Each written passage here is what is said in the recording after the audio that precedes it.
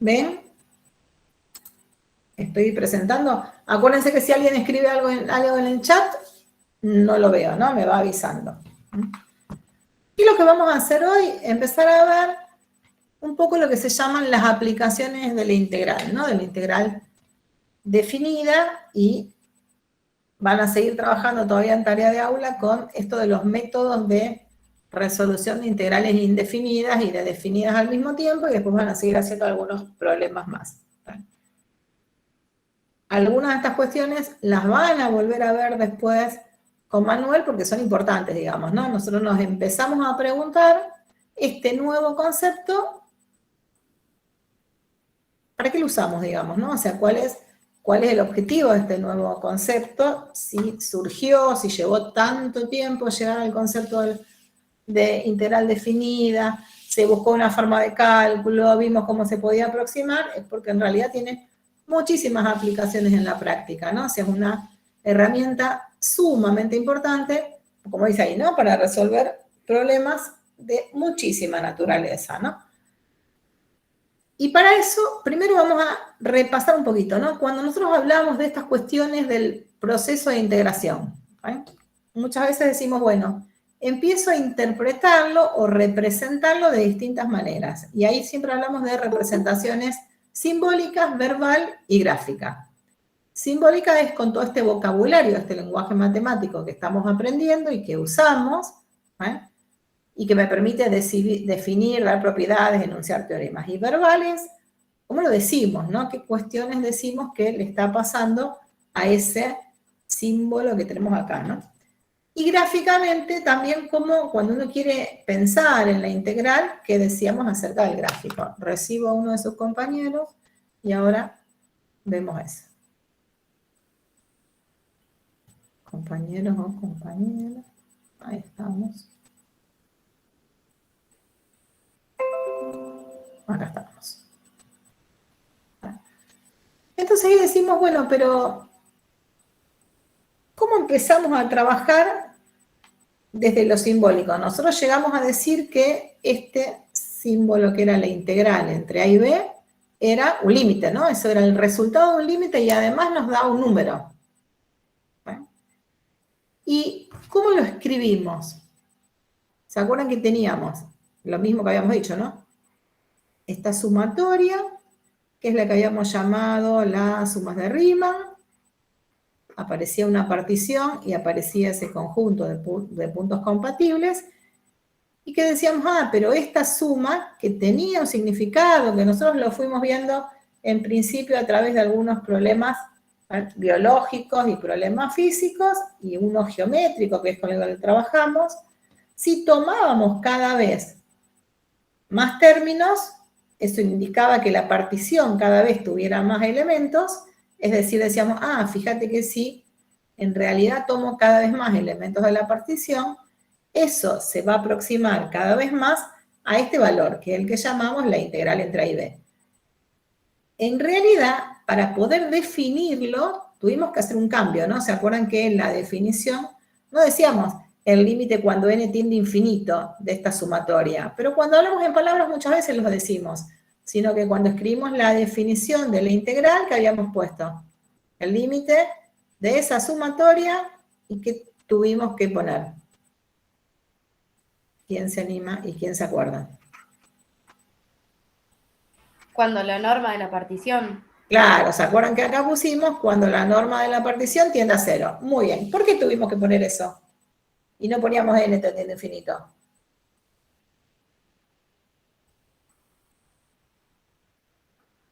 ¿Qué les parece? ¿Porque a alguien se le ocurrió o tenía alguna explicación? ¿Qué me podía pasar si solamente decíamos, en realidad lo que voy a hacer es tomar cada vez más elementos en esa partición, cada vez más sumandos? Y teníamos los infinitos sumandos. ¿No? ¿Se acuerdan que tomábamos la partición? Esta la llamábamos x0, xn, una función. Se pasa la relación. La partición se hacía cada vez más chico, la longitud de ese conjunto. Claro, ¿se acuerdan que nos podía pasar? Está bien, ¿no? Que tenía que ver con lo que están diciendo. Nos puede pasar que este primer elemento de la partición se quede siempre fijo y que lo que hagamos es tomar cada vez más elementos acá. Entonces ahí nos quedaríamos a lo mejor con ese rectángulo, digamos, ¿no? O sea, al decir tomo infinitos elementos en la partición no me asegura que uno de los elementos, o sea, uno de los subintervalos, por ejemplo, en este que estoy poniendo acá, que sería el x0, x1, se haga cada vez más chiquito. ¿Está bien? Cuando uno ponía la norma de la partición, me aseguro que todos los subintervalos que forman, que se determinan a través de la partición, su longitud tienda a 0. Uno con eso consigo que la longitud de todos los subintervalos tiendan a 0, ¿no? Poniendo el n infinito, tengo más puntos que me definen la partición, pero podría estar tomando una como el ejemplito ese que está ahí, ¿no? Por eso era que habíamos hecho ese cambio, ¿sí? ¿Se acuerdan que lo repetimos varias veces? Justamente porque si no, habría que hacerle algún cambio en la definición de la partición, a lo mejor encuentran algún autor que lo trabaja, pero a veces como que se terminan tomando que todos los intervalos tengan la misma amplitud, o sea, se hacen algunas modificaciones. Nosotros elegimos esta manera de definirlo. Bien. ¿Cómo se dirían palabras estas cuestiones, digamos, ¿no? De qué significa un poco el problema de la integral. Y bueno, y me apareció antes de que lo diga, ¿no? Hablamos de cambio aproximado. ¿Se acuerdan que cuando empezamos a ver este problema decíamos, fíjate que me interesaba mucho poder recuperar, de alguna manera, acá el problema estaba en poder recuperar de cuando teníamos el límite de delta f sobre delta x y delta x tendía a 0, o sea que teníamos en realidad la velocidad, poder recuperar el incremento de la función. Y en ese problema de tener como dato, a lo mejor en un cierto proceso, la velocidad a la que varía el proceso, queríamos averiguar cuál era el cambio, que decíamos el cambio total en ese proceso, pero ahí habíamos podido cambiar el cambio aproximado. ¿Por qué? Porque teníamos el problema del límite, ¿se acuerdan que lo dividimos en 3 casos? Si la velocidad era constante, en realidad lo podíamos despejar directamente, pero si no, primero habíamos tomado esa función seccionalmente constante o una función escalera, y en el caso de que fuera una función continua, definíamos la función escalera, habíamos visto todo un proceso para encontrar una aproximación de esa integral, y ¿qué hacíamos después? Si hacíamos otra vez, en este cambio de hacer tender el n infinito, o si queremos podemos decir la norma de partición a 0, pasábamos a tener realmente me daba cuál era el cambio total, ¿no? Y ese cambio total estaba dado por la integral entre a y b, de a y b. Y ahí que teníamos que ver. Y se acuerdan que en realidad tenía que tener esa función velocidad y me daba el cambio total del proceso de cuál provenía esa velocidad en el intervalo a y b. Ahora le vamos a dar forma a eso que decíamos ahí. Que en algún momento Manuel les dijo, después van a ver algo que se llama el teorema del cambio total. Ahora lo vamos a ver. Y de la otra manera que hablábamos mucho cuando lo decíamos verbal, esto es de hablar de el contexto geométrico. Que decíamos, fíjate que cuando tengo una función, la suma de todos los rectangulitos me daba, ¿no? Teníamos una función cualquiera, y hablábamos de pensar en que la suma de las áreas de los rectángulos definidos, eso eran los RI, que estaban definidos a través de la partición que habíamos tomado. Si la función era positiva, se aproximaba cada vez más al área de la región bajo la curva por encima del eje X en el intervalo AB, o sea que me terminaba dando el área de T. Y cuando lo mirábamos desde lo gráfico, hacemos un esquema, Generalmente cuando uno trabaja interpretaciones y trabajamos estas nuevas definiciones, siempre es cómo lo escribo en ese lenguaje matemático, que es un lenguaje abstracto y que tiene que estar bien definido con todas sus cuestiones, cómo lo digo y cómo me aparecen las interpretaciones en palabras, ¿eh? Y cómo lo puedo representar a través de un gráfico que me ubica en lo que quiero hacer, ¿no? Que fíjense que para entender el verbal pensamos en un gráfico, ¿no? Están muy relacionadas las tres maneras de verla. Y eso era lo que habíamos estado trabajando. A partir de acá, de esta definición de la integral y de estas interpretaciones, hablamos ahora de lo que son las aplicaciones de la integral. ¿Sí? Antes hablábamos, ¿se acuerdan cuando vimos en derivada también? ¿Para qué me sirven? ¿No? ¿Cuáles eran las aplicaciones al estudio de funciones, al trabajo con las velocidades y las aceleraciones? Bueno, acá también vamos a trabajar con esas cuestiones y ver qué tipo de problemas me resuelven. El otro día ya resolvimos un problemita y después van a ver que no es la única manera de resolver el problema como lo hicimos el otro día, el que habíamos visto del volumen, sino que también hay otra manera de escribirlo.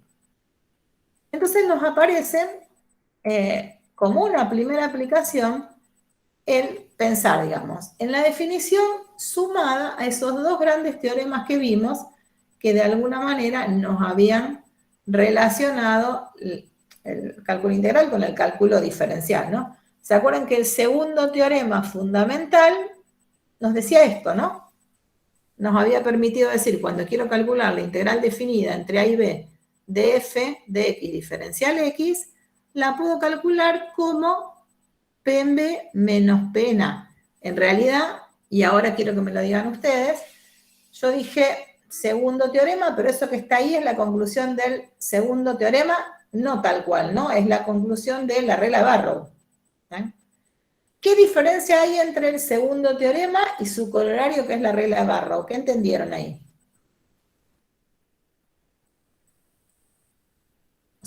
Parecería que son casi iguales, digamos, cuando uno los mira, digo, uy, ¿cuál es la diferencia, no? Pero ¿cuál era la diferencia importante? Porque es necesario escribir el corolario y a partir de ahí llegamos a la conclusión de la que habíamos partido, digamos, ¿no? Que era encontrar una forma de cálculo para la integral entre a y b de la función sin necesidad de calcular el límite, ¿no? ¿Qué diferencia hay entre eso que está escrito, que si se fijan arriba es la regla de Barrow, con el segundo teorema fundamental? ¿Quién se anima? Búsquenlo por ahí. Si no lo tienen, se fijan, miren cómo está escrito y me dicen cuál es la diferencia que le encontraron.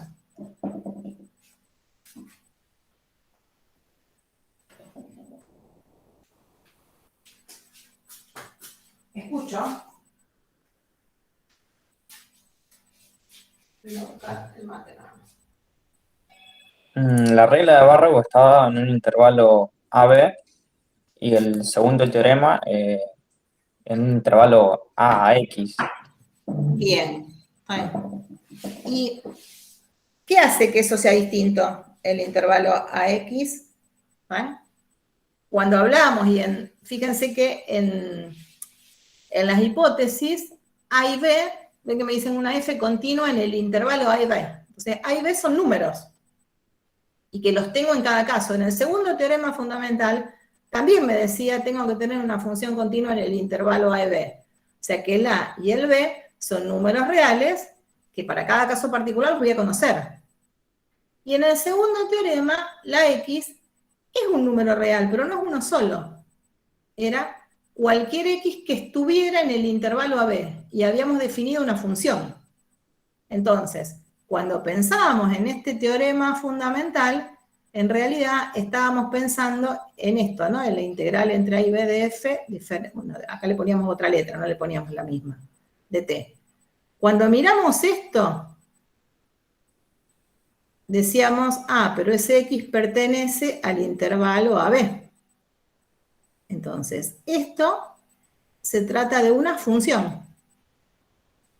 ¿Sí? Es una asignación que a cada X de AB le estamos dando un número.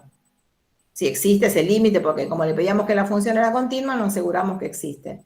Entonces acá, en el segundo teorema, habla de una función de la función integral, y en la regla de Barrow habla de un número. En realidad, de esa integral que es el resultado de un límite. Era como estar definiendo la derivada en un solo punto o pensar en la función derivada, ¿no? El segundo teorema piensa en la función integral, el subcorolario dice, pero mira que si tomás una imagen, o sea, tomás una imagen de ese valor, porque esto que tenemos acá, si lo relacionamos, y se acuerdan que era un poco la demostración, no es nada más que hacer la F en B, ¿sí? Entonces ahí aparece una diferencia y de ahí la necesidad de escribir los dos, ¿sí? No es que con el segundo teorema ya terminé, sino que para cerrar todo lo que estábamos haciendo, aparece la necesidad de escribir esa regla para hacer el cálculo, ¿sí? En el medio aparecía P, que era las primitivas, ¿no? Era una primitiva cualquiera y con esa primitiva encontrábamos la forma de cálculo, ¿sí? ¿Eso les quedó claro? Sí, profe. ¿Sí? Por ahí uno lo repite porque después cuando lo vuelven a ver siempre aparece la duda esa, digamos, ¿no? Y aparte no sabemos cómo decirlo. Bueno, a partir de esto, y algo que estuvimos diciendo un montón de veces, es, pero ¿qué pasa? ¿Quién era F? Si P es una primitiva de F, lo que me estaba diciendo en su definición es que la derivada de P es F. O sea, en realidad, a partir de la definición de primitiva, si P es una primitiva de F, lo que me está diciendo es que P' es F, ¿sí? Era la definición de primitiva. Entonces, si en lugar de poner F en la regla de Barrow ponemos P', esto me queda escrito así. La integral entre A y B de P' es la P en B menos la P en A, y eso, de alguna manera, es el incremento de la función P en el intervalo B. Y acá empieza a cerrar un poco y terminamos de escribir todo lo que fuimos diciendo al principio. Si en realidad lo que estoy tratando de calcular, o sea, si hago la integral definida de la derivada de P, que la podría interpretar como la velocidad de de un proceso, esa integral definida, ¿qué me da? La variación de ese proceso en un intervalo AB. Eso que está ahí, cuando lo volvemos a redactar, es lo que se llama el teorema del cambio total. Y es lo que permite terminar escribiendo y cerrar los ejemplos que nos habíamos planteado al principio. Si lo que conozco es la velocidad de un proceso, ¿cómo recupero el cambio total de ese proceso? Que ya sabíamos que era el cambio total. Entonces, eso que hace varias clases que estamos dando vueltas, vamos y venimos con lo mismo, es lo que se llama el teorema del cambio total. Y acá quedó demostrado. Antes dijimos, lo puedo recuperar, lo puedo aproximar, ahora le estoy buscando una forma de cálculo y ahora lo terminé de hacer. Eso se termina llamando teorema del cambio total. Cuando uno lo ve, en principio digo, bueno, ¿cómo lo digo en palabras? Ahí lo tengo en símbolos. ¿Cómo lo digo en palabras? Y la integral de la razón de cambio es el cambio total, en un cierto intervalo de tiempo. A veces uno dice, es el cambio total. Siempre es la integral de la razón de cambio en un intervalo AB, es el cambio total. Y ahí dice, bueno, termina resolviendo el problema que habíamos visto, que me permite calcular cuánto varía una magnitud en un cierto tiempo. Y ahí aparece algo importante, terminamos no conociendo el valor inicial.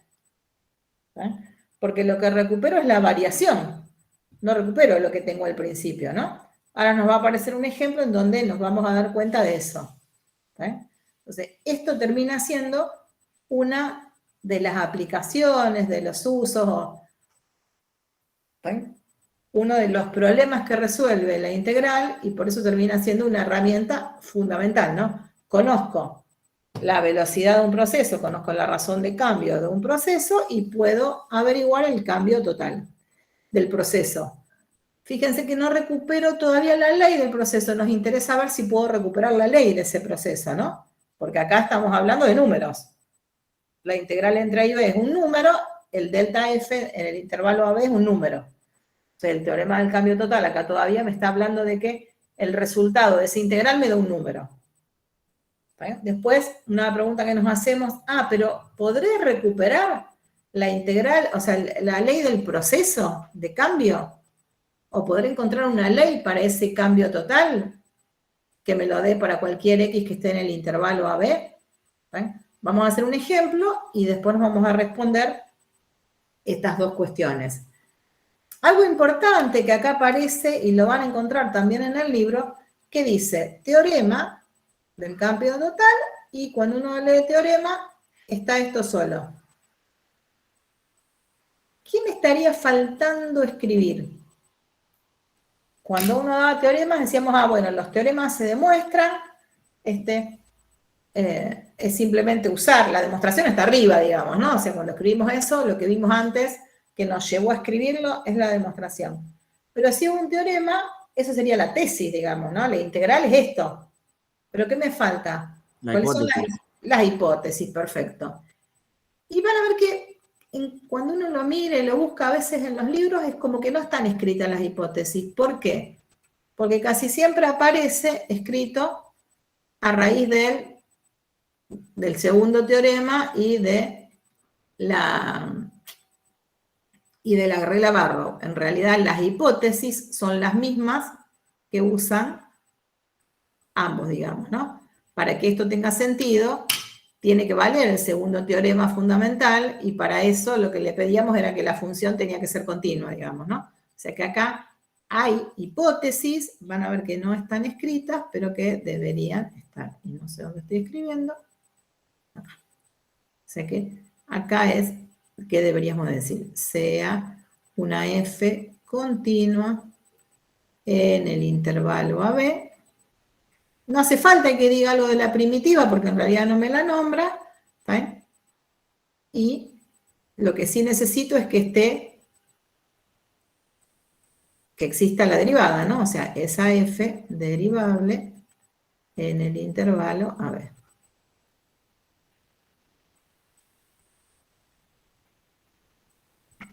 Ahí, entonces, es lo que vamos a necesitar para que eso tenga sentido, ¿no? Bien.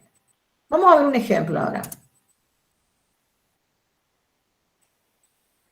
Que, si miramos, era uno de los que teníamos al principio, ¿no? El primer día, uno de los ejemplos que habíamos puesto es esto de tener una función que me esté dando la función posición de un objeto que se mueve en línea recta, ¿sí? Y que tengo la velocidad, la conozco la velocidad. Pero entonces la velocidad sería la x'. En este ejemplo van a ver que lo que conocemos entonces es la x', ¿no? ¿Qué es lo que sabemos? Que la integral entre dos valores, entre dos tiempos dados de la velocidad me va a dar el delta x, ¿eh?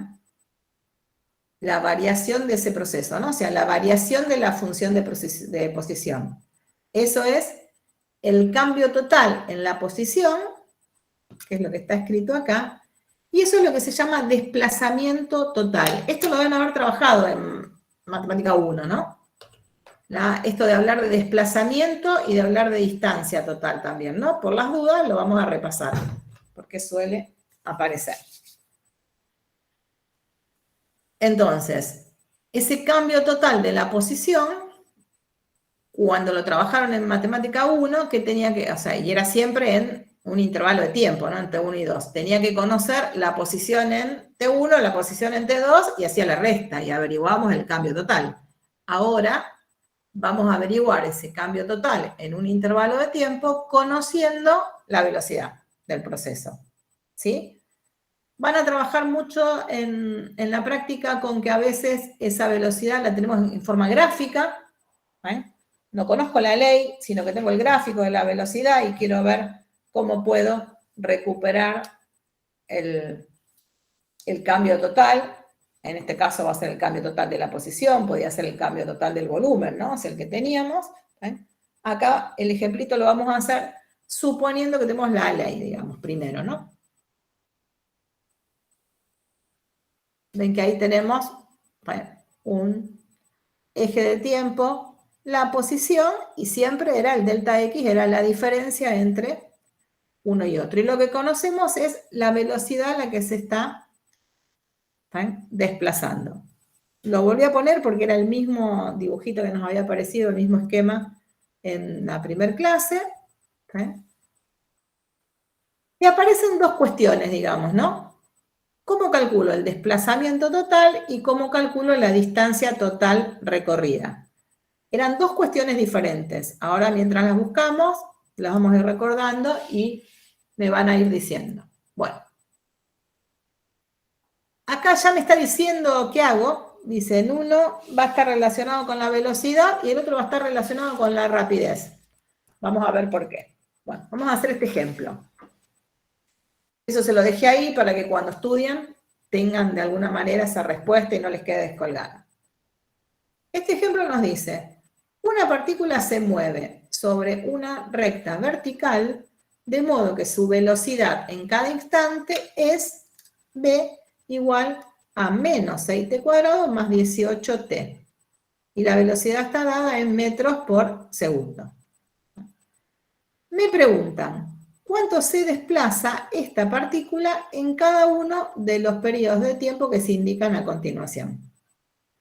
En el intervalo de tiempo 0,2, en el intervalo de tiempo 0,3, 0,4, 0,4,5 y 0,5. Y después me dicen, ¿pero qué distancia está recorriendo en cada periodo? Vamos a ir viendo las dos. Si ustedes se fijan, tenemos la ley, me dan un tiempo y me dicen encontrar el desplazamiento. Uno sin pensar nada, sin hacer ninguna interpretación, ¿qué podríamos decir? Si estoy pensando que el tiempo varía entre 0 y 2 y me están pidiendo cuál sería ese desplazamiento que me están pidiendo, ese desplazamiento total en el intervalo 0,2. ¿No? Sí, conozco B. ¿Y B quién era? B sería la velocidad del proceso, así que tendríamos que pensar que entonces X es la función de posición. Es el mismo ejemplo que teníamos antes. Entonces, conozco de alguna manera esa ley que es la menos 6t cuadrado más 18t. ¿Listo? Me piden entre 0 y 2, ¿qué tengo que hacer? Para encontrar ese desplazamiento total, que lo llamamos delta x en el intervalo 0,2 y lo escribimos así como subíndice, ¿qué habría que hacer? Y uso el teorema del cambio total, la integral entre 0 y 2 de b o x' diferencial t. Y ahí teníamos que hacer la integral entre 0 y 2 de menos 6t cuadrado más 18t diferencial t. Es re mecánico. Hacemos esa cuenta. ¿Qué tendríamos que encontrar para resolver esto? ¿Cómo lo resuelvo a eso? Y tenemos que buscar una primitiva. ¿Sí? Para ver cuánto nos daba, necesitamos una primitiva. ¿Cómo buscamos una primitiva de esta función?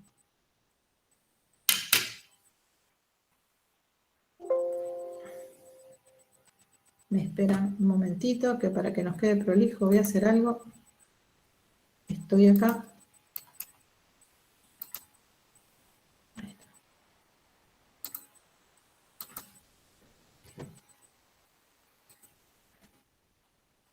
Con Manuel ahora lo que están haciendo son los métodos de integración, ¿no? Todavía no hicieron esto. Nada de esto. No, todavía no. Por eso. Bueno, esperen que voy a copiar esto. Acá. Ahí está.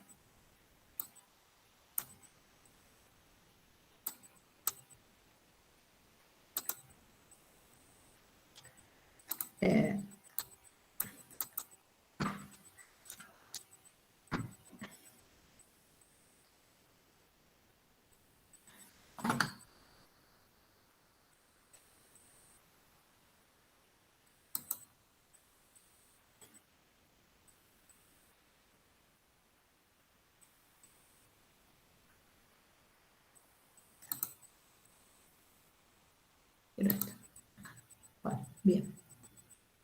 Esto lo pone.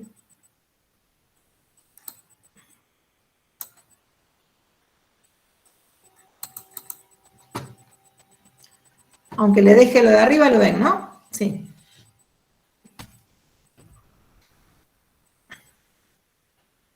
¿Ven ahí, chicos? Sí, se ve, se ve. Bueno, vamos a hacerlo prolijo. Lo que nos decían ahí va a estar, pero así me dicen si ya lo hicieron, si lo resaben o algo, me avisan que lo dejo de hacer, pero lo que quiero ver es si lo podemos escribir.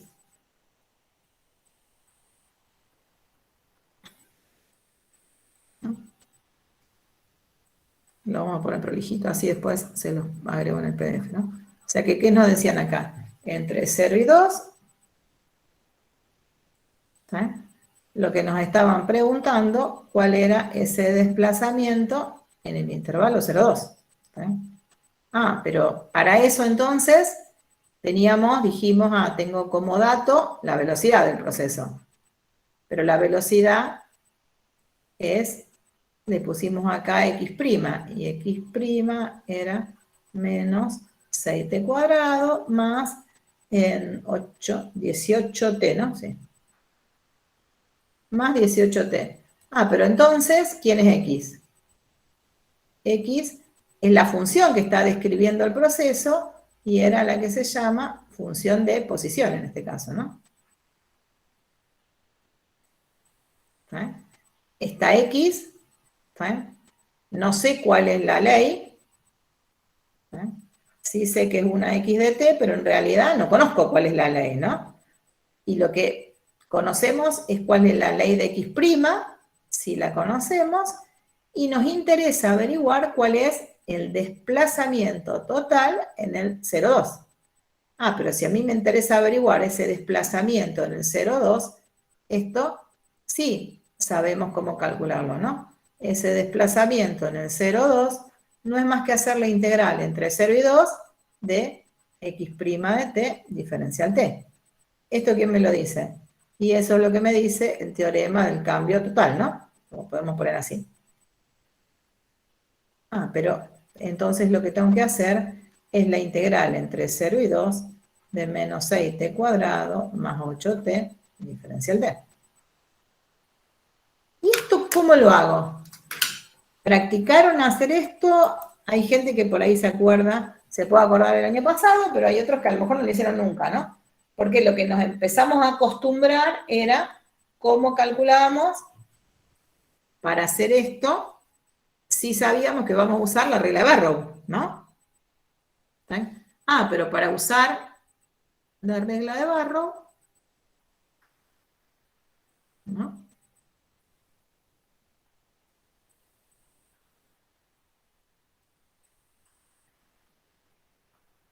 ¿Qué nos decía?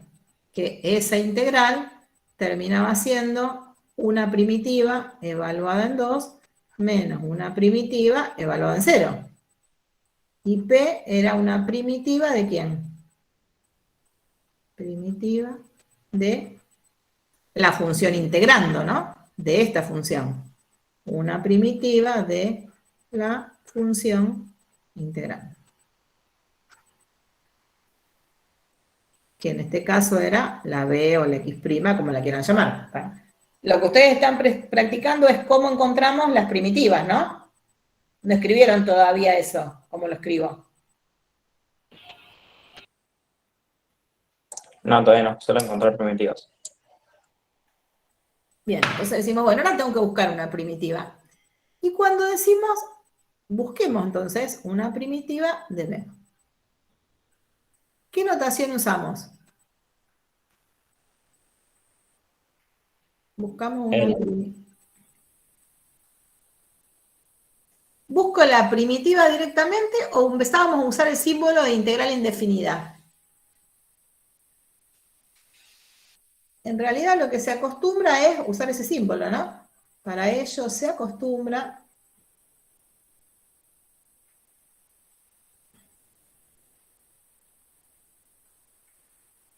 a calcular esto, ¿no?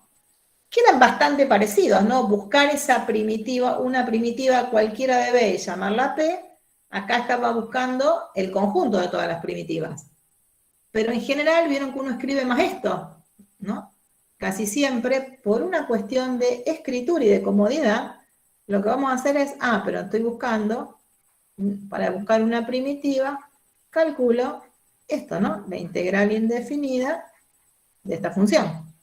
¿Qué diferencia hay entre buscar una y buscar la integral indefinida? Que si buscas la indefinida, después podés aplicarla a todos los intervalos que necesites. A ver, ¿todos piensan lo mismo? ¿Alguien piensa algo diferente?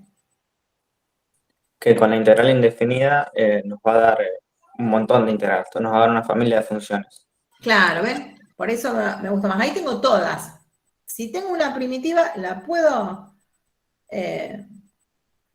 podría usar la regla Barrow también, porque en realidad me dicen, basta con que tengas una, y después aplicás esa primitiva. Me da lo mismo que primitiva use para usar la regla Barrow. La diferencia entre digo, doy una sola o busco la integral indefinida es que en la integral indefinida me aparecen todas juntas. ¿Vale? Es conceptual, pero en este caso termina siendo una cuestión de escritura nada más y de comodidad y de costumbres. ¿Vale? Para lo que buscamos me da lo mismo hacer una cosa con la otra, pero para cuestión de los métodos de integración y todas esas cuestiones es más cómodo buscar el conjunto de todas las primitivas, es decir, usar esta notación. Porque entonces, ¿esta cómo la vamos a hacer? Me fijo, es un polinomio. En un polinomio podíamos usar el primer método que usaron, ¿no? ¿Que cuál era? El de descomposición. Que se lo escriba, pero uno ya no lo hace, ¿no? La integral de un término, o sea, acá estamos usando las propiedades de la integral indefinida. ¿Vale? La integral indefinida de una suma es la suma de las integrales. En cada caso tengo un número por una función, el número salía, esto me quedaría 6 por la integral de t cuadrado diferencial t, que ahí que tenía que buscar una primitiva de t cuadrado, ¿no? La que nos quedaba t al cubo sobre 3, y acá hago lo mismo, ¿no? 8 t cuadrado sobre 2, y sumo. Acá aparecía una cuestión que, por lo que vi, lo habían charlado por ahí, que es, pero en realidad, cuando uno usa el método de descomposición, acá le tendría que agregar más una constante, porque estoy usando el método. Acá también le tendría que agregar. Ahora, las constantes no tienen por qué ser la misma. Cuando uso ese método que uso la propiedad, la integral de la suma es la suma de las integrales. ¿Sí? Sin embargo, cuando uno escribe el resultado final, ¿qué me quedaría acá? Y esto me queda menos 2t cubo, ¿no? Más 4t cuadrado, si se bien las cuentas, y ahí no se acostumbra a poner C1 más C2. ¿Qué se pone? Sí, se hace solo. Directamente una, es más, ni siquiera hago esto, ¿no? Este sería cualquier número real, esta otra constante es cualquier número real, pero en realidad la suma de dos números reales me da un número real. Entonces no hace falta, cuando uno usa estas propiedades, escribir para cada uno de los términos, a lo mejor agregarle la constante y después juntarla. O sea que directamente nos quedaría más c, con ese c un número real cualquiera.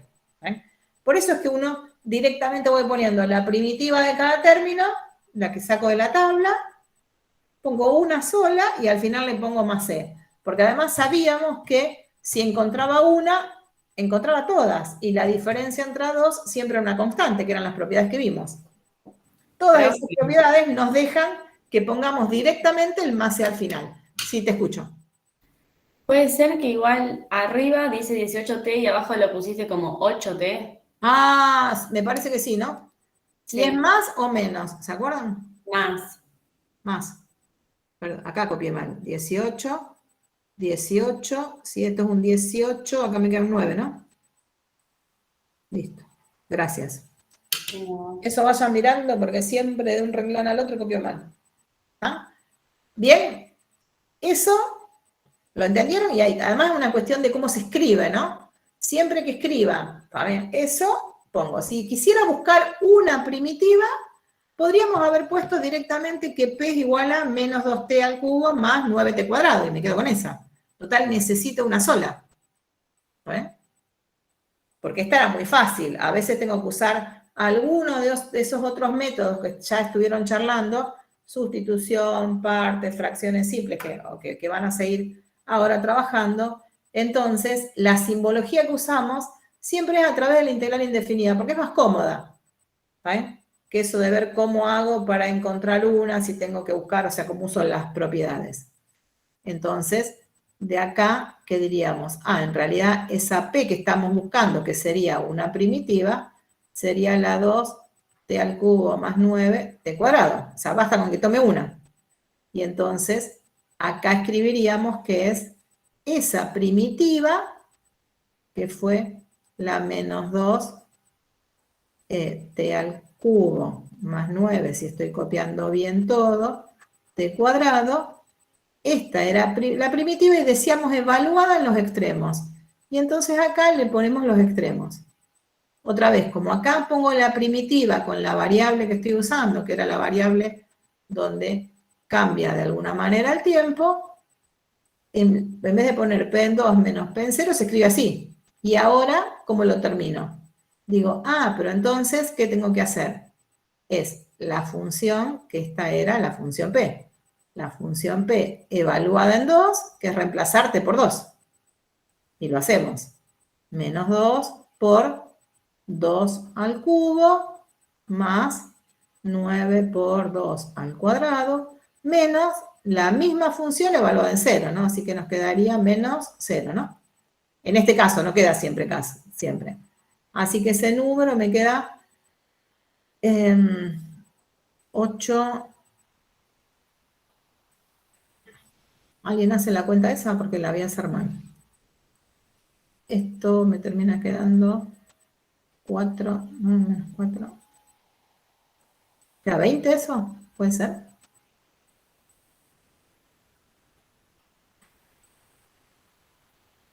Porque esto me queda un 4 y esto me queda un 9. 5 por 4. Sí, profe. 20. Sí, está 20.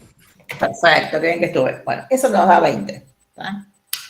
Ven que hicimos las cuentas, no hicimos ninguna interpretación, no lo miré del gráfico, y es recontramecánico calcularlo de alguna manera, ¿no? Nosotros le vamos a agregar bastante más, que es lo que nos interesa. Vamos a hacer, ven que así, estas cuestiones de ver cómo integro y los métodos algunos, pero después lo que nos interesa es poder decir qué significa y cómo voy cambiando estos desplazamientos, si uno va cambiando el tiempo, digamos, ¿no? Me dará siempre lo mismo. ¿Qué pasa si eso me da positivo? ¿Qué pasa si me da negativo? Porque con la cuenta uno puede decir, entonces, ¿qué diríamos ahora?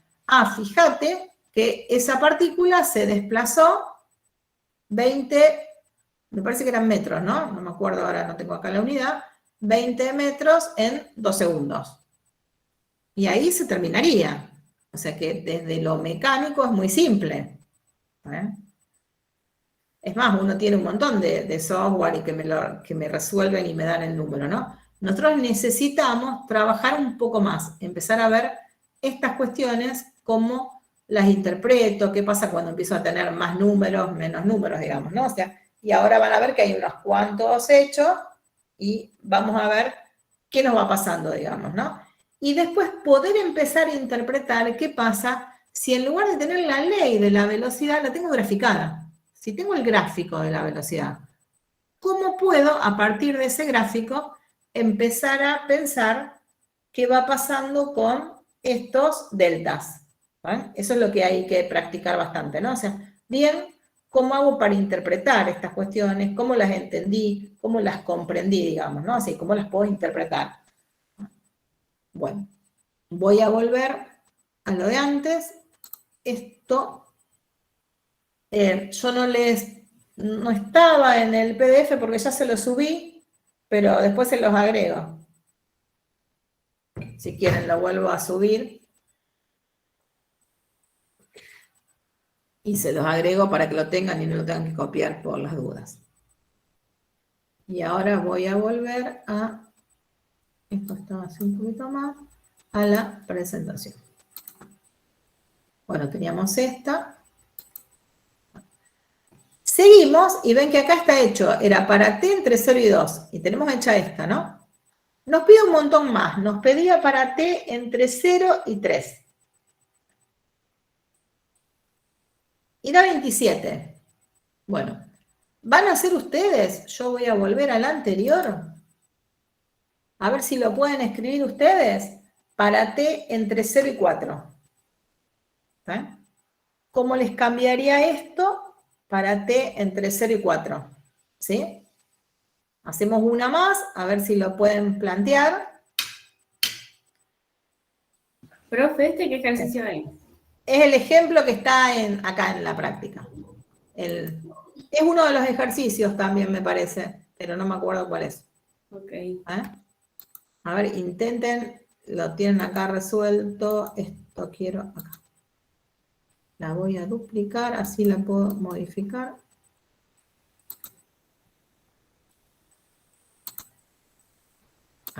Bueno.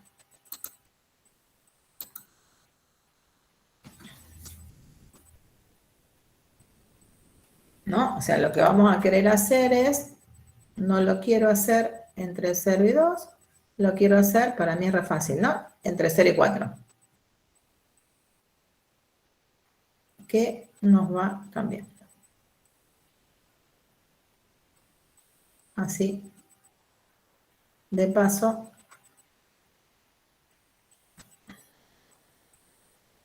voy a cambiar color. Acá.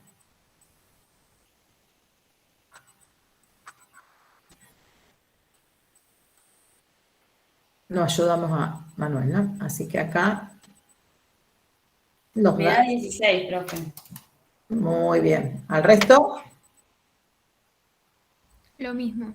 Bien, ¿no? O sea que ven que lo que tenemos que hacer es exactamente lo mismo, ¿no? Lo que nos vamos a preguntar es después, pero no habrá una manera de hacerlo una vez y después responder todo lo que me pregunten.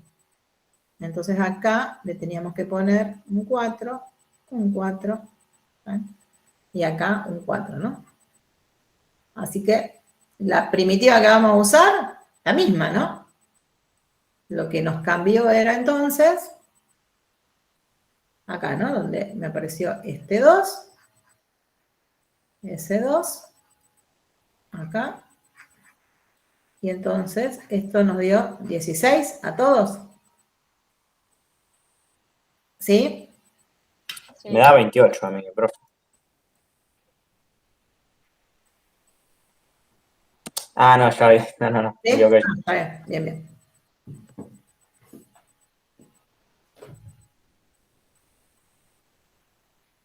¿Hay alguien que no le sale? ¿Que no lo pudo hacer? ¿Lo repetimos o más o menos todos entendieron? Ponen en el chat el que no tiene micrófono o abre el micrófono y dice sí.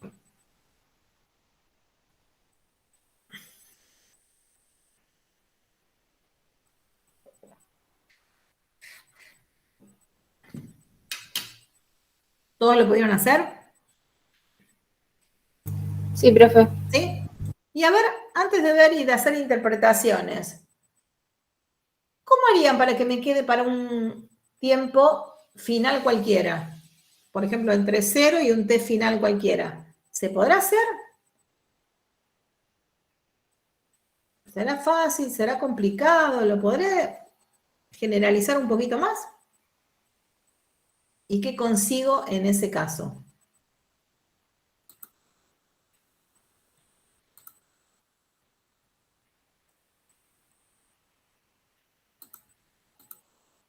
Acá. ¿Qué sería tratar de que me aparezca para un t cualquiera? No le pongo acá un 4, ¿no? ¿Qué le pondrían? T. Le ponemos ahí un t. A ver qué... Bueno, por ahí. Le ponemos t. ¿Está bien? Si quieren, para distinguirlo de ese, le ponemos que es un t final. Pero entonces acá me aparecería t final. En vez del 4, en todos estos lugares le pongo un t final. ¿No? Me termina quedando entre 0 y t. ¿Por qué le pongo acá un t final? Y por la letra que estoy usando, ¿no? Le podríamos haber puesto una letra diferente acá y entonces ahí no habría problema, ¿no? Si le ponemos acá un t final, ¿cómo nos queda esta expresión? Ah, en vez del 4 y ese número acá, me quedaría 2 por tf al cubo menos 2 por esa t final menos 0. ¿Está? Podríamos redondearlo. Ahí estoy escribiendo con el mouse en vez de escribir con el lapicito. Entonces, ven que acá nos quedaría menos 2 tf al cubo más 9 tf al cuadrado, menos 0. ¿Está? Y eso que escribimos ahí, ¿quién es? Voy a borrar esto si no nos queda. ¿Qué le encontramos?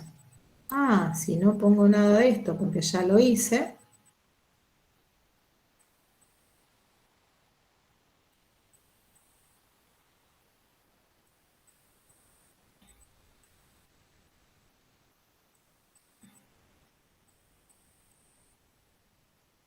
Están quedando puntitos por todos lados.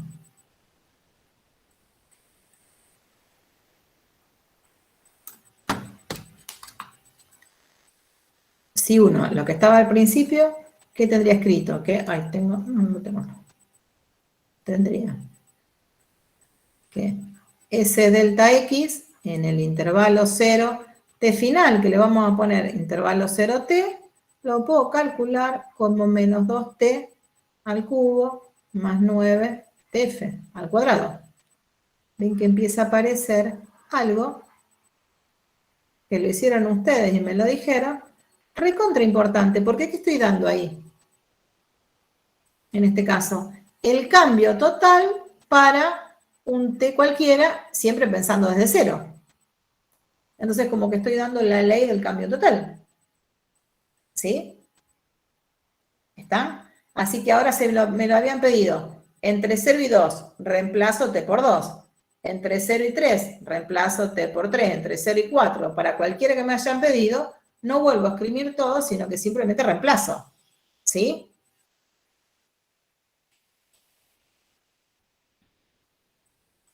¿Está? O sea que cuando nos piden cuál era S delta X en el intervalo 0, 2, lo único que había que hacer era menos 2 por, si lo hice en forma general, menos 2 por 2 al cubo más 9 por 2 al cuadrado, y este nos había dado 20, lo hicimos entre 0 y 4, reemplazo y me dio 16, y así puedo hacer cualquiera. ¿Sí?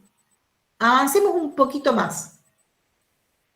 Este delta t, que es el cambio total, si lo relacionamos con la función posición, ¿quién sería?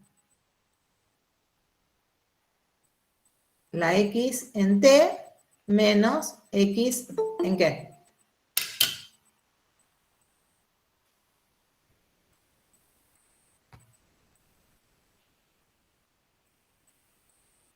¿En 0? En 0, perfecto. Muy bien. No tengan miedo de hablar, chicos. No somos muchos, así que podemos aprovechar. Menos la x en 0, porque era la definición. Y esto me quedó menos 2t al cubo más 9t cuadrado. Fíjense que antes dijimos la integral, esta integral definida en un t cualquiera, me permite recuperar en este caso era el desplazamiento total, o me permite recuperar el cambio total de algún proceso. Si conozco la velocidad del proceso, ¿no? Estamos siempre en el mismo. Ah, pero si lo pude hacer para una cualquiera y pude encontrar una ley, ese cambio total no es más que la diferencia entre el proceso evaluado en ese momento final menos el proceso evaluado en el momento inicial, que era la x en t menos la x en 0. ¿Vale? Si nosotros de acá quisiéramos pensar en cuál es la ley de x, que para nosotros en nuestro ejemplo es la ley del desplazamiento, ¿no? La ley de la posición, perdón. Esta sería la posición. La posición de el móvil, no, del No era un móvil, era no sé qué. No sé si era un móvil, voy a poner un móvil. Bueno. Ah, pero ¿podré escribir cuál es esa posición? ¿Qué me va a quedar? Y eso que conocía, el menos 2t al cubo más 9t cuadrado, pero esta x en 0 la podemos pasar sumando. ¿Y esto x en 0, quién es? Y es lo que llamamos la posición inicial. ¿Eh? ¿La conozco?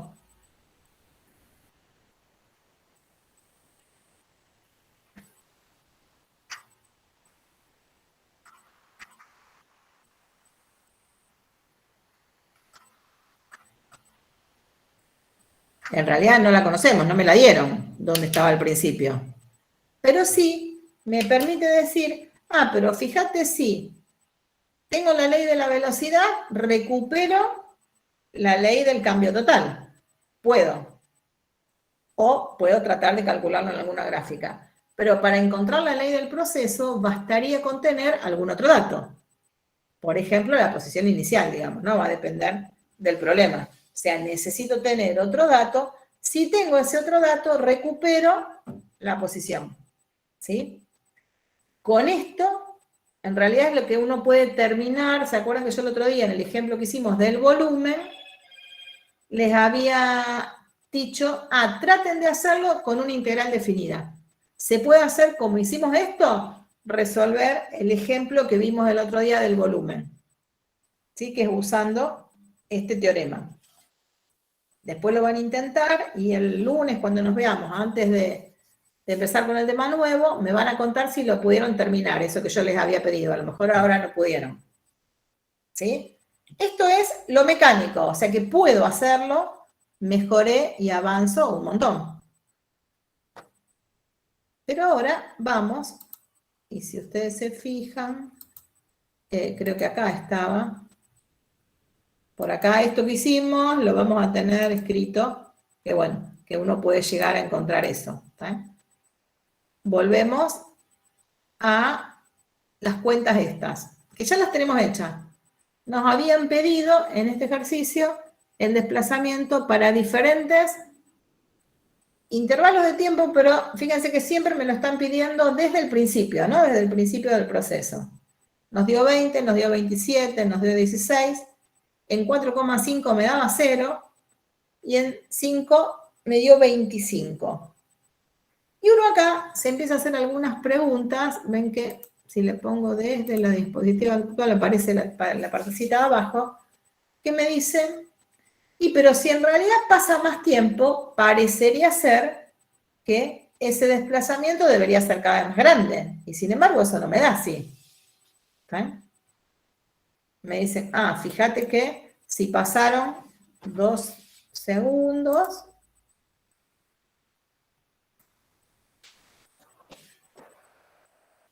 esa partícula se desplazó 20 metros. Si pasaron 3, se desplazó 7.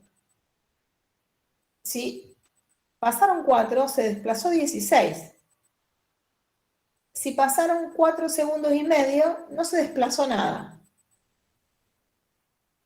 O sea, el cambio total no fue ninguno. Si pasaron 5 segundos, se desplazó menos 25. ¿Está? ¿Y eso cómo se interpretaba? Lo deben haber hecho en algunos problemas en matemática 1, nada más que estos delta estaban calculados a partir ya de la ley de la posición. ¿Qué quería decir esto? Fíjense que el más fácil para pensar es el del que me dio 0. Que volvió al mismo lugar donde se encontraba al principio. Claro, que volvió al mismo lugar, o sea que empezó en un lugar, se movió, pero después volvió. Y evidentemente, como digo, bueno, empiezo entre 0 y 2, se va moviendo entre los 3 y los 4, ¿qué me tiene que haber pasado ahí? Entre los 3 y los 4 segundos. Porque por ahí fui hasta el 2, fui hasta el 3 y seguía subiendo. Pero entre 3 y 4, en realidad es como que empezó a volver, se dice, ¿no? Dije subiendo, pero no sé si está subiendo, bajando, qué sé yo. ¿Vale? Pero sí, evidentemente, al principio iba siempre para el mismo lado, pero entre los 3 y los 4 segundos parece que ahí es donde dio vuelta, digamos, ¿no? porque ahí es como que empezó a que el desplazamiento sea diferente. Y ahí es donde aparecen estos dos conceptos. No es lo mismo distancia recorrida que desplazamiento, ¿sí? Eso tiene que ver con esa ley de la velocidad, que si nos fijamos que es una parábola que apunta hacia abajo, digamos, ¿no? Ahora después vamos a ver el gráfico, pero sí hace que tengamos que ver que eso puede ocurrir y esos números me lo están diciendo. Y que el número sea positivo o negativo va a tener que ver con el sentido del desplazamiento. Y como era una partícula que se desplazaba, me lo decía por ahí, no sé si alguien se acuerda, si era horizontal o vertical, pero se desplazaba en línea recta, era lo que nos habían dicho en el ejemplo. Esto lo voy a borrar acá. Era una partícula que se mueve en línea recta. Entonces, ¿qué me va a pasar? Y podrá pasar que se mueva hacia la derecha o hacia la izquierda, si pienso en un movimiento horizontal, o si en realidad lo represento con un eje vertical, se moverá hacia arriba o hacia abajo. ¿Sí? Y ahí es una cuestión de decisión. ¿Cómo lo pienso, digamos, no? Vamos, acá estaba hecho el ejemplo pensando que se estaba moviendo en una recta vertical. ¿Eh? Por eso dicen, bueno, ese signo me va a estar dando el sentido de movimiento. Si estoy pensando en una recta vertical, lo que me va a estar diciendo, fíjate que hago una recta, se está moviendo sobre ahí, y pienso, en el tiempo cero estoy acá. Cuando pasaron, habíamos dicho 2 segundos, a los 2 segundos, en el tiempo t igual a 2, ¿cuánto había subido? Era 20, ¿no? En el tiempo 3, o sea que acá tengo un eje, digamos, ¿no? Acá estará en 10, acá se estaba moviendo para arriba. A los 2, cuando llegó a los 3, había llegado al 27. ¿27 era? No me acuerdo. Y después cuando, acá estaba en el tiempo 3, pero después en el tiempo 4 estaba en el 16, o sea que en algún momento, que no sé cuándo fue, empezó a dar vuelta. Ahora, pero sí sé que es entre el 3 y el 4. Volverá, cuando pasaron 4 segundos y medio, estoy en el mismo lugar que al principio. Y después evidentemente sigue para abajo, porque cuando la última pregunta que me hicieron, creo que era en 5, estaba en menos 25. Pero lo que uno dice para explicar es, subió 25 metros, bajó tanto, acá sería, en realidad bajó 20, está a 25 metros hacia abajo o hacia el otro sentido desde el momento en que partió. Por eso el desplazamiento es 25. ¿Y cuál será la distancia total? ¿Cuál será la distancia recorrida?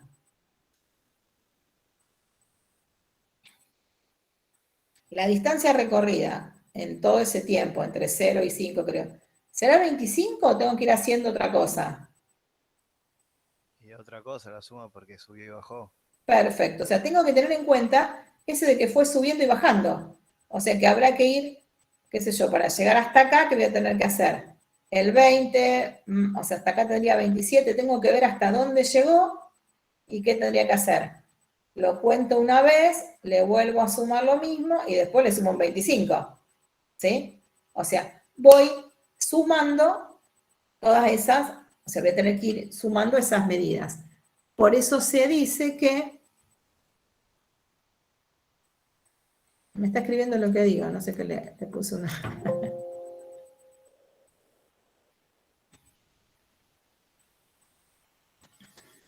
Lo debería dejar. Bueno, ven que ahí está, lo están hechos, digamos, uno empieza a buscar en qué momento, de alguna manera, fue el máximo, porque tendría que ver dónde estaba ahí para poder decir qué pasó y poder comparar.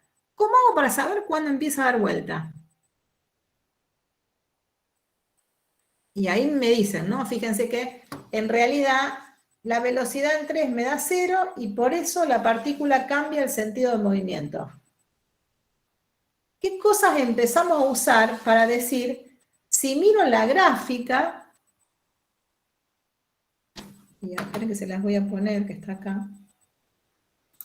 Si miro la gráfica de la velocidad, que es la que está en negro, voy a poder decir cómo es el movimiento. ¿Por qué? Porque se acuerdan que acá empezamos a usar esas cuestiones que repasaron en las primeras clases, esta es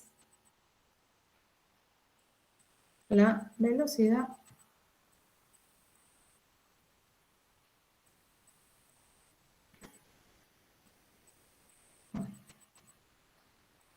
Esta era la velocidad, o era la X', ¿sí? Y la que está en azul es la X, supuestamente, ¿no? Un ejemplo que ahora vamos a ver por qué. Y ahí empezamos a usar todo lo que habíamos aprendido, pero al revés. O sea, si nosotros conocíamos la función, podía conocer la velocidad. ¿Por qué? Porque con la derivada la estudiaba, todo lo que vimos en estudio funciones, es lo que vamos a usar acá muchísimo. ¿Sí? Porque entonces fíjense que nosotros, ¿qué miramos de la gráfica negra? Si la velocidad es positiva, o sea, si la derivada era positiva, ¿qué me decía de la función? Que era creciente. La función era creciente. Pero entonces, si era creciente, quiere decir que la función de posición iba a ir subiendo. ¿Hasta dónde? Hasta el momento en que la velocidad cambiara de signo. Que cuando la velocidad cambiaba de signo, era porque la función de posición va a tener un máximo o un mínimo. Como acá pasa de ser de positiva a negativa, tiene un máximo. Entonces uno encuentra cuál era el máximo de esta función de posición, y fíjense que aparece justo a la casualidad que es a los 3 segundos acá, ¿no? En este ejemplo que vimos, es 0, o sea que una vez que había llegado a los 3 segundos, empieza a descender la partícula esa, y puedo empezar a graficar la función de posición. Esta función de posición es una de las posibles, ¿no? ¿Cuántas funciones de posición teníamos? Y en realidad, si conozco la velocidad, tengo un montón. Porque necesitaba saber cuál era la posición inicial, ¿no? Acá está teniendo una posición inicial, x en 0, igual a 25, ¿no? Pero a lo mejor otra partícula empezaba acá. ¿Qué forma van a tener las funciones de posición? Que son las primitivas de esta, ¿no? La forma era la misma, ¿no? Lo que me va pasando es que, dependiendo cuál era ese dato que tengo, ese inicial, me puede quedar una a la otra, ¿no? Pero eran todas funciones que tenían las mismas formas que las podía subir y bajar. Si tengo alguna otra más, entre todas las posibles, funciones posición en este caso, que en todas las posibles ley del movimiento, voy a encontrar una que era la que corresponde al proceso que estamos estudiando. ¿Por qué? Porque para un proceso tengo una sola velocidad, pero conociendo la velocidad voy a conocer un montón de leyes de proceso, que es ese circuito que vimos entre la función y su derivada. Para una función, tengo una sola función derivada, pero si conozco la función derivada, de dónde proviene esa función derivada, podía tener un montón. Porque era la definición de primitivas, ¿no? Primitivas había muchas. Entonces, en ese camino es por eso que necesito, para encontrar la ley de la función de posición, necesito tener algún otro dato. No me alcanza con la velocidad para recuperar la ley de la posición. Sí puedo recuperar la ley del cambio total, la ley del cambio de posición, que era la ley del desplazamiento. Eso fue lo que vimos en este ejemplo, que necesito tener algún dato más para esas cuestiones.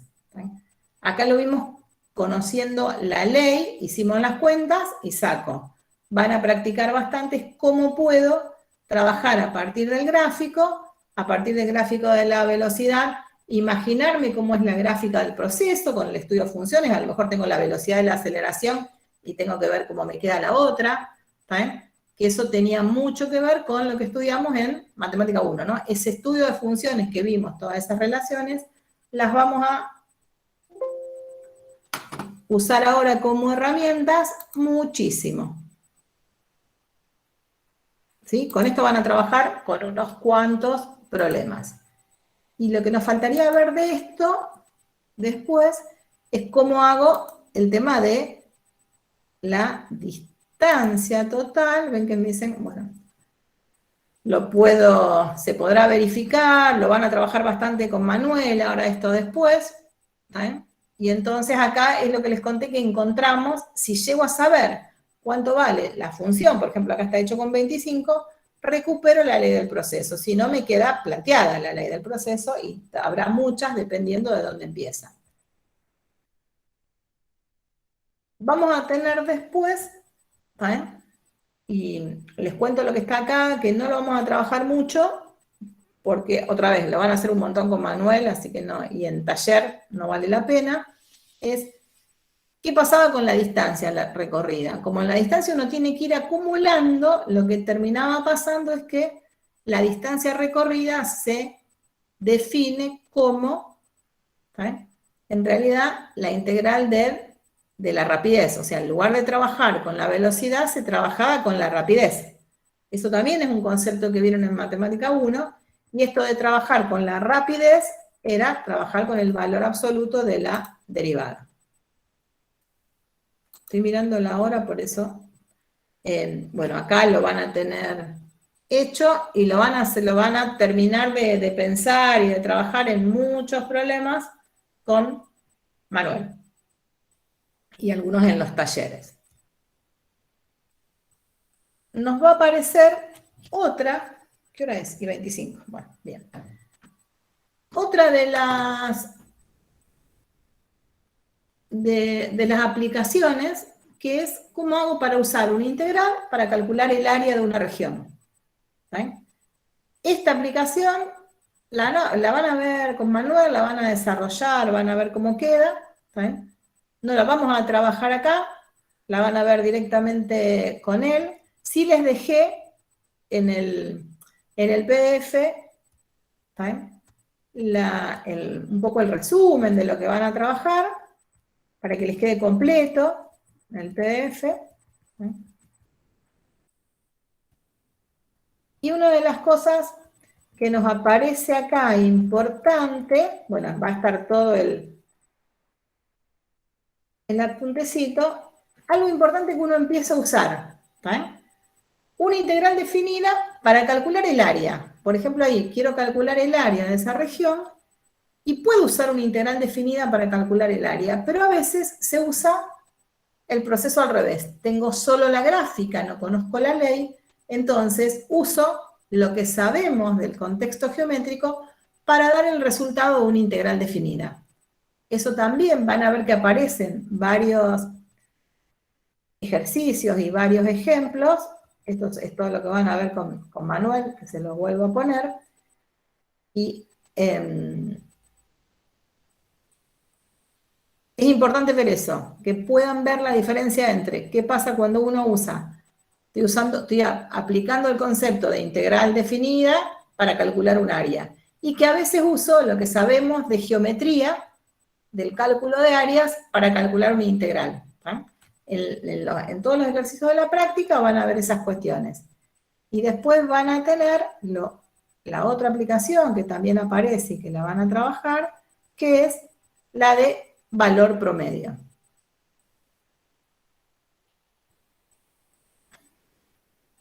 Ustedes tienen IB, ¿qué hora tienen? Y 23. Ah, y 23, sí.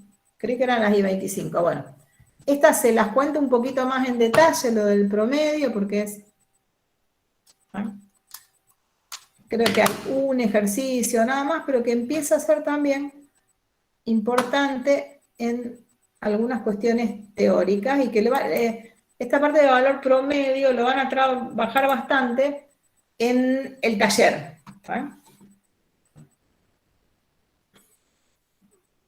Fíjense, si uno quiere sacar, tengo 10 números, 20 números, n números, y quiero encontrar el promedio. ¿Cómo se saca el promedio? Lo sumás y lo dividís por la cantidad que son. Por la cantidad que son. Perfecto. Bárbaro. Esa es la definición de promedio, nada más. Acá aparece parece decir, bueno, pero ¿qué pasa si en vez de tener un número finito y discreto de puntos, tengo un número infinito no numerable, se dice, ¿no? Tengo en realidad, me interesa tengo los valores de una función en todo el intervalo, en todo un intervalo de tiempo, en el intervalo B. O sea, que no solo son infinitos, sino que además se dice que son no numerables. O sea, ¿cómo hago para trabajar eso y para definir el promedio de ese conjunto? Y ahí es donde se empiezan a usar también, me aparece para definir el valor promedio de una función en todo el intervalo, aparece una integral. Y nosotros vamos a ir generalizando un poquito eso, ¿no? Si tengo, o sea, nuestro objetivo es, tengo no algunos puntos, sino tengo infinitos puntos, ¿cómo podré encontrar el valor promedio? Para eso, lo que vamos a pensar es en esto, porque ahí va a estar escrito, pero no está el dibujo. Me gustaría agregar un grafiquito acá. Esto es esta sola plaquita, así que terminamos enseguida. Fíjense que lo que me dicen es, ¿qué pasa si tenemos, voy a poner la función positiva, pero también por comodidad sirve igual para siempre. Y a mí lo que me interesa es calcular el valor promedio de f, se dice, de f en el intervalo AB. Y en realidad lo que quiero calcular es el valor promedio de las imágenes, ¿no? O sea, voy a tener acá f en A, estará f en B, voy a hacer un cambio, lo voy a poner como si fuera, para que sea más fácil mirar y entender, ese sería f en B, y en realidad lo que me interesaría es encontrar el valor promedio de todos estos números. Uno dice, el valor promedio estará en la mitad, y a veces sí, a veces no. Cuando se trata de una función lineal, ese valor promedio estaba en la mitad porque había una proporcionalidad. Acá el valor promedio tendrá que ver con sumar todos estos números que son infinitos y dividirlo por la cantidad de números. O sea que no puedo usarlo tal cual. Tengo que sumar infinitos números, tengo infinitos términos, y lo tengo que dividir por infinito. Imposible, digamos, ¿no? Pero sí, es como que me imagino que sería calcular el promedio de esta función en ese intervalo de tiempo, ¿no? Tendría que ver, o sea, en realidad lo que estoy calculando es cómo hago para pensar en todas estas imágenes, ¿no? Entonces también vamos a hacer una aproximación. ¿Por qué en vez de tomar los infinitos de entrada, no elijo algunos? Esos algunos provenían de acá, ¿tá? Entonces podría pensar en que los que elijo para trabajar son, y de alguna manera esos C sub I que habíamos tomado, ¿se acuerdan? En la partición. O sea, tomamos que estos de acá provienen y tienen alguna preimagen. O al revés, o lo relaciono con la partición y digo, fíjate que estoy tomando una F en C1, el primero en el de C0, la F en C2, ¿eh? Este sería, bueno, un C0, y acá voy a tener un CN. Y lo que cálculo es el promedio de todas las imágenes de estos valores que están acá. ¿Cómo hago? Y si tengo CN, todo lo que voy a hacer es sumo y divido por la cantidad en esa aproximación. Es lo que va a decir ahí. Pensemos que si tomo N valores y quiero calcular el promedio, todo lo que hago, pero siempre es el valor de las imágenes si estoy pensando en las funciones, sumo todo y divido por la cantidad. En esto está empezando con que el primero es el 1, digamos, ¿no? Bárbaro. Divido por esa cantidad. Pero pensemos un poquito más. ¿No se podrá trabajar un poquito este n para saber? Porque si ahora aumento y digo, yo quiero hacer tender el n, tomo cada vez más puntos, en algún momento me van a aparecer los infinitos, me van a aparecer lo que quiero, digamos, ¿no? O sea que, de alguna manera, va a terminar siendo esta suma que está acá, con el límite, con n tendiendo a infinito, lo que me va a dar el promedio de lo que quiero. ¿Sí? Ven que uno dice, tengo eso, tengo esta suma, si hago tender el n infinito, me da el promedio que busco. Para trabajar y para entender de qué se trata, se toma y porque además necesito plantear, ¿tá? Como valor promedio el límite, lo voy a escribir acá, ¿no? O sea, ese I promedio va a terminar siendo el límite de la suma desde I igual a 1 hasta n de estas f dividido n, y es el límite con n tendiendo a infinito. ¿Tá? Me vuelve a aparecer el problema de antes, ¿no? Para relacionarlo con la integral, no poníamos n tendiendo a infinito, sino que en realidad lo que teníamos es el límite de la partición tendiendo a infinito. Entonces, a alguien se le ocurrió, en vez de tomar una partición cualquiera, tomar una en donde todos los subintervalos sean iguales. ¿Eh? Entonces, ¿cómo hacemos para tomar una partición en donde todos los subintervalos sean iguales? ¿Eh? Y si quisiera tomar dos, ¿qué tendría que hacer? Y en realidad tomar esta medida y dividirla por 2, ¿no? Y eso sería la amplitud de cada uno de los subintervalos, ¿sí? Si lo quiero dividir en 3, tendríamos que tomar la medida total y dividirlo por 3. Entonces, se dice que para tomar la partición, ese delta x que nos aparecía, que era el xi, era el xi menos 1, xi que habíamos tomado, si los quiero tomar todos iguales, podría decir, tomo la amplitud total de ese intervalo y lo divido por la cantidad de puntos que tomé. De esta manera consigo que los elementos de la partición sean todos iguales. Y entonces en ese caso, fíjense que hacer tender delta x a 0 y hacer tender, o sea, hacer tender la norma de la partición a 0, ¿eh? O hacer tender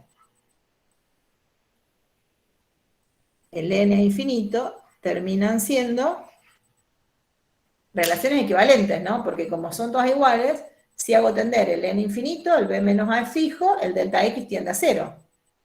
Pero ¿por qué? Si delta x tiende a 0, la norma tiende a 0. Porque si todos los intervalos son iguales, esos subintervalos que me definió la partición son iguales, la norma es esa. ¿Eh? ¿Se dan cuenta? En este caso, la norma de la partición es directamente ese delta x, porque son todos iguales. No es que me va a ir cambiando. Entonces, para este caso particular, es lo mismo poner n tendiendo a 0 o la norma de la partición tendiendo a 0. Entonces ahí me va a servir porque fíjense que me empieza a aparecer de alguna manera una relación entre ese límite que quiero y el delta x. Entonces, lo ven acá. A partir de eso y que quiero hacer esa partición, digo, pero entonces este n sale de algún lado, no es cualquiera, ¿no? El n lo definí como b menos a dividido n. El b y el a son datos, el delta x también va a ser un dato, entonces en lugar de poner n, ponemos b menos a dividido delta x. ¿Sí? Y esta definición de promedio que hicimos acá, me termina así, la mejoro y el delta x lo pasamos al numerador, y entonces me queda delta x sobre b menos a por esta función, por la suma de las f en xy. Y ahora, el delta x, que era un número y que está fuera, digamos, no depende del n porque son todos iguales, lo meto adentro del símbolo sumatoria. Lo metí ahí, es lo mismo tenerlo afuera o adentro porque total es un número, ¿no? Puede usar la propiedad distributiva. Si no supiera la amplitud o algo, se puede complicar, pero ahí vale, ¿no? Y la necesidad de hacerlo así tiene que ver con ese número que uno lo pueda poner adentro o afuera de la sumatoria. Pero entonces lo que me quedó ahí, esa suma desde igual a 1 por f en c sub i por el delta i es una suma de Riemann. Con los elementos de la partición todos iguales, por eso dice delta x y no dice delta xy. Pero eso que está ahí, que era una suma de Riemann, no es más que la integral en el caso de que lo haga tender a 0, ¿no? Tender a 0, que lo haga tender a infinito. Esta, sería una suma de Riemann para la f que di, para la partición esa que estoy tomando, que es bastante particular, que era esta en que son todos iguales, y para una selección de puntos compatibles que son los C sub i.